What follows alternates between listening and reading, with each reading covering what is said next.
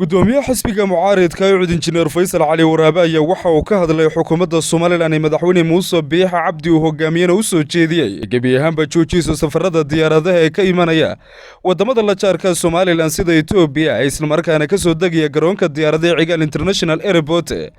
waxaana uu sidoo kale gudoomiyuhu sheegay inay ku dadaalaan guddiga heer garan ee ka hortagga xanuunka caabuqa inay sameeyaan goobo karantiil walow haddii ay yimaadaan dadyow la karantiilo waxaana uu xukuumadda Soomaaliland u soo jeediyay inay ka warhayaan ardayda wax ka barta dalka Itoobiya isla markaana ay xoogga saarto ilaahay naga qaado naga joojiyo umada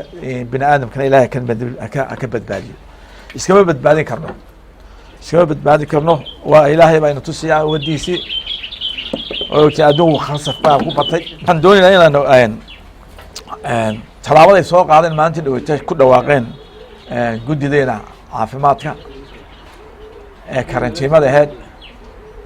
daba shaqo marka la qabto marka la arko inay ka soo baxeen dhaliilo waa laga gaashaantaa dhaliilo badan baa soo baxay dadaalkiina wadnay ahayd karantiimada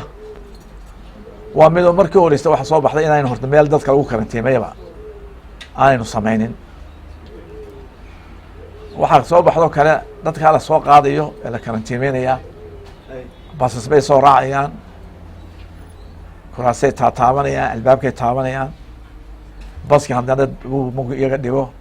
dadka uu guriyaa marka ilaahay naga jeermiska fayraska uu la socdaa baski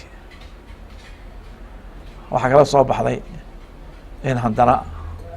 aynu meel aynu hadday imaka 10 diyaaradood dameeyaan 10 flight 200 qof bay noqonayaan 200 qof maynu ku accommodate garayno ma hayno oo ladkii u horeeyay ee la 3 flight ba dhibaata inaga la kulantay inta waxa dheer haddaynu qaar insha Allah laga heli meel qaar laga helo uma hayno meel gaar ah isbitaal aan jiifino wada arkaysaa marka adduunka isbitaal cusub baa la sameynaya oo patientska hore dal dhex gelin kari maayo waxaas dhan awood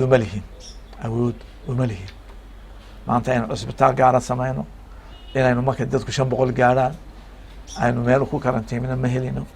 oo soo gaarayaan passengerkii marka waxaan ku talin lahaa inaynu sida adduunku bay flightski u joojiyeen inaan flightska imaaraadka Ethiopia Airlines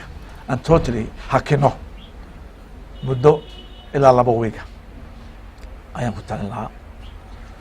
taasay nooga hawl yar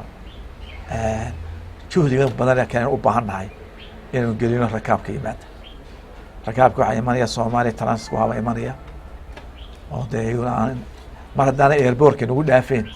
oo connection jirin oo laga yaabay gaari raacaan dama xaniibi karno ma hayn karno marka waxay leedahay inaan solution u fiican waxa weeye inaynu joojina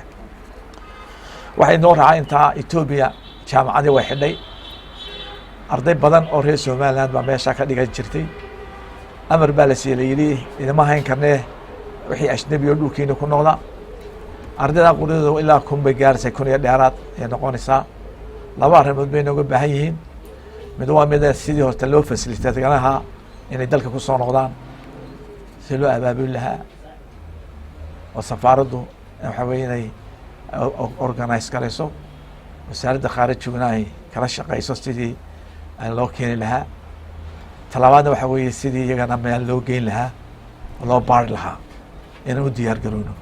maadaama ay caddaatay Ethiopia in case badan laga helay inaynu iyada arrintaa ka gaashaano weeye saddexaad waxa weeye aafadan adduunku uu ka iska kaashanaya dhaqaale badan baa la bixinayaa qalab badan baa la bixinayaa inaga mushkiladayna haystaa reer Soomaaliya waxa weeye umadeena waxna uma hayno tabarkeena waan ognahay adduunka waxma weydiin naqaano waxa la waxaan adduunka weydiisan karnaa oo capacity wax ku weydiisana malhin aqoonteedii baa inaga maqan wata markasta ilaaho dhibaatayna haysa waa aqoon daro